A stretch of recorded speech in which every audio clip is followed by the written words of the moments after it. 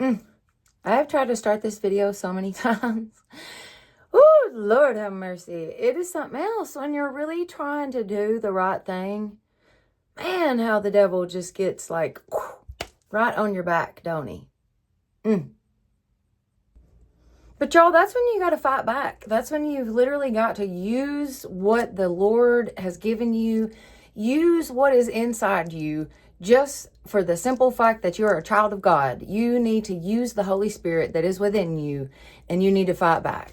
Welcome back, guys. So this is the fourth of our videos of our daily devotional.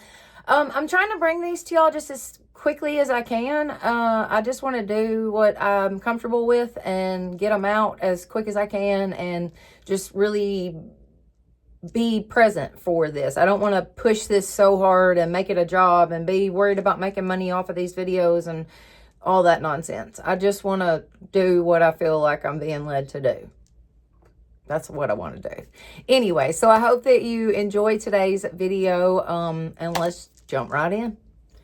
You know, some days it feels like kindness is in like short supply, and my patience is in shorter supply on those days.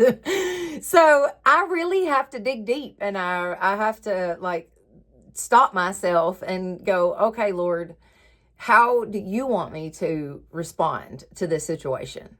And that is exactly when the Holy Spirit whispers a better way. Love, patience, consideration, empathy, sympathy, gratitude. You have all these things inside you that are already there. They're just tools for you to use. That's when the Holy Spirit whispers peace and patience. That's when it doesn't matter how the world is treating us. It matters that we're a child of God and that we're supposed to act like it. This that's like deep down in you that the Holy Spirit gives you is called the fruits of the Spirit. And I want to read a verse that goes with that.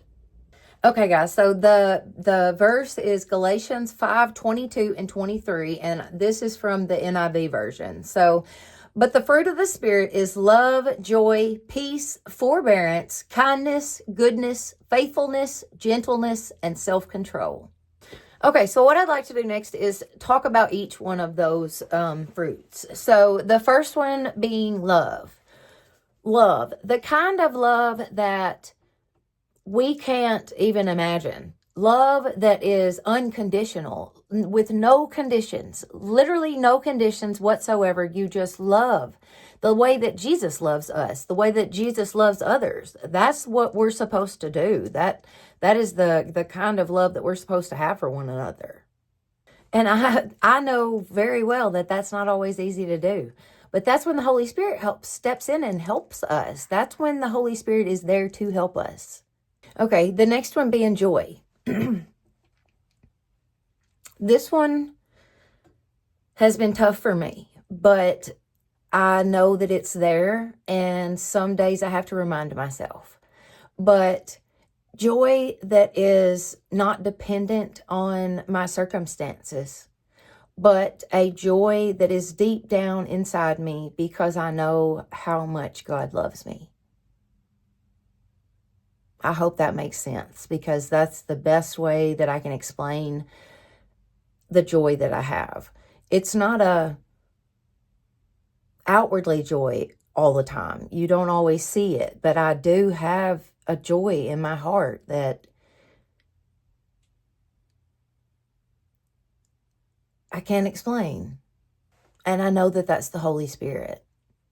Peace. Okay, so this one is not always easy either, because once again, it is a peace that is not dependent on circumstances. It is a peace that feels a calmness, a settled feeling, even when life is chaotic. Forbearance, okay? In other words, patience. The Lord gives us the strength to wait without resentment. The strength to just be there for somebody. And this one is always my hardest because I don't have patience. I'm a get it done yesterday kind of person, and I don't like to wait on anything. That's bad. I know this. But that's where the Holy Spirit steps in and reminds me that God's been waiting on me for years, you know?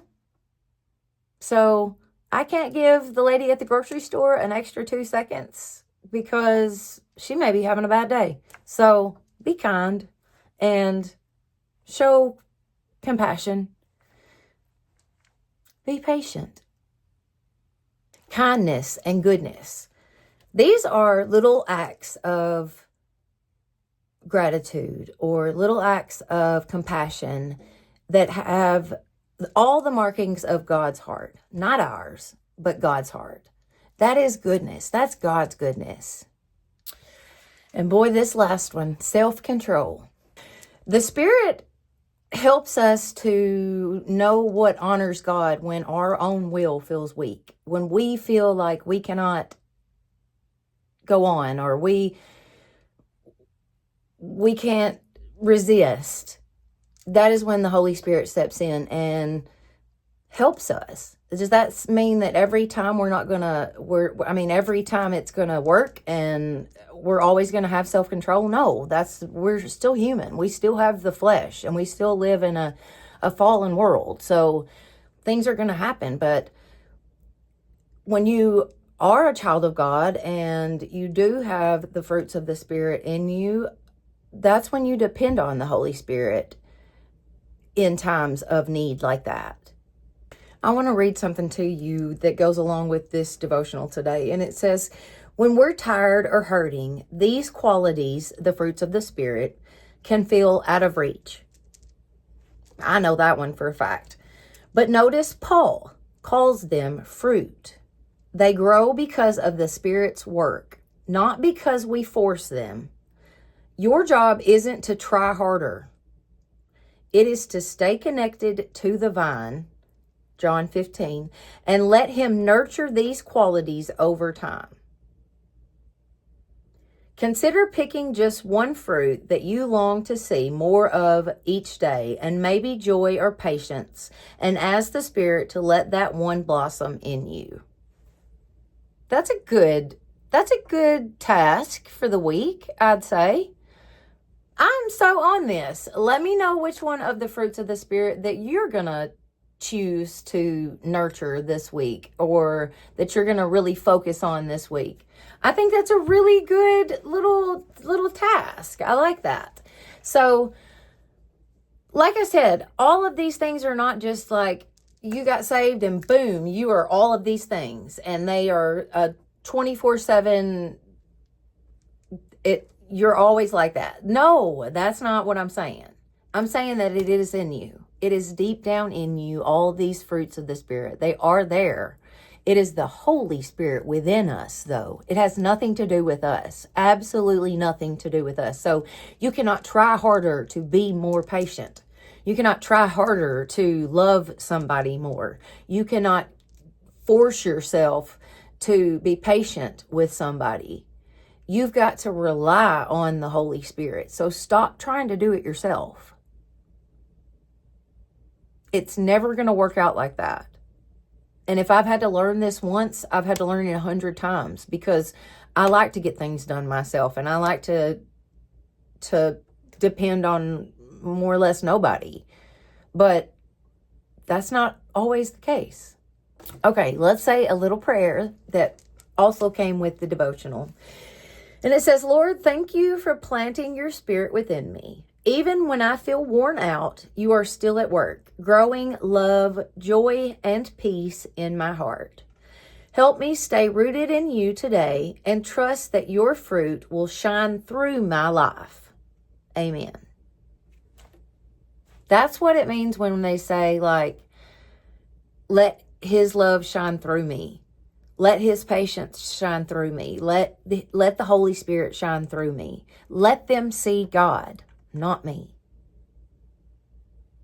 Before I do every devotional, I ask, Lord, I pray that the words that I speak will be something that blesses. I pray that you use me, Lord, to bless others.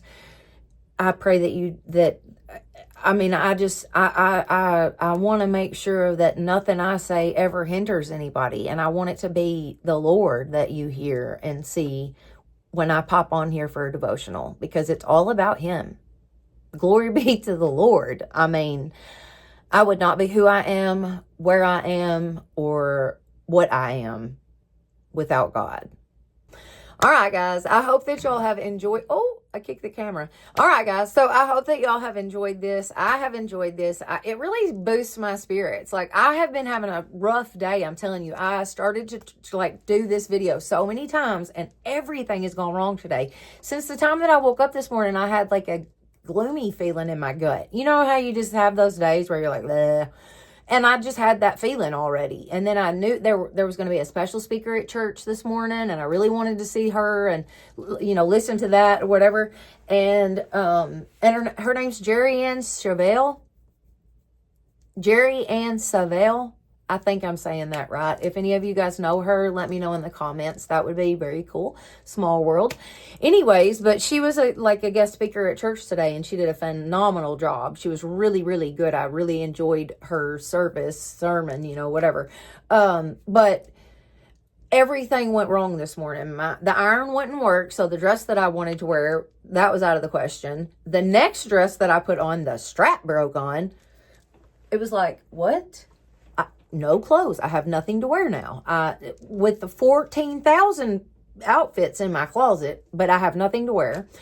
I then decided that I would go curly today, so it would be easier. Yeah, right. Okay. Anyways, I had to do the whole curly hair routine, and then it was like chaotic curls. Okay. They were not cute curls. They were chaotic curls going on. So I had to take the curling iron and literally like place some of them strategically on my head so that it would look cute. Anyways, it's just been a day, y'all. But I feel so much better now. My spirits are boosted. I feel better. I'm going to go play nails. If you don't know, I'm trying to start a little nail boutique online, and hopefully that'll be coming out soon. My spirits are definitely lifted though. Like, for real. I feel so much better. I hope that y'all have enjoyed this, and I hope that it did bless you. Thank you so much for being with me, and y'all have a blessed day.